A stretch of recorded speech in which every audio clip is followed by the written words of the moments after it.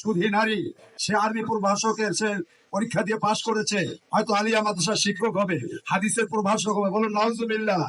আমরা মনে করি আলিয়া মাদ্রাসা আমাদের মাদ্রাসা, ঠিক কিনা জোরে বলেন? সেখানে ওলামা কেরাম রয়েছেন, হাদিস পড়ানো হয়। আজকে যদি কমে ওলামা কেরাম আছেন যে আলিয়ায় সুরিয়ানি ঢুকেছে, আগামী দিনে কবিতা ঢুকবে, ওই সাংবাদিকের ছবি ঝুলবে, হাসিনা ছবি ঝুলবে, জাতীয় সঙ্গীত রবীন্দ্রনাথ ঠাকুরের সঙ্গীত গাওয়াবে, ঠিক কিনা জোরে বলেন? আপনারা কি বসে থাকবেন না আপনারা সামনে আসবেন? আমরা অনেক পেয়েছি, বিশ্বাস চারবারাইকে পেয়েছি, তার নেতৃত্বে বাংলাদেশে সত্য আন্দোলন গড়ে তুলতে হবে, ঠিক কিনা?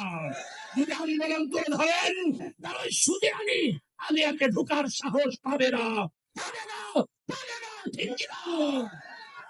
আপনারা কি দিন সব ভুলে এই ইসলামী আন্দোলন পতাকা তুলে এসে দাঁড়ানোর জন্য রাজি আছেন কিনা?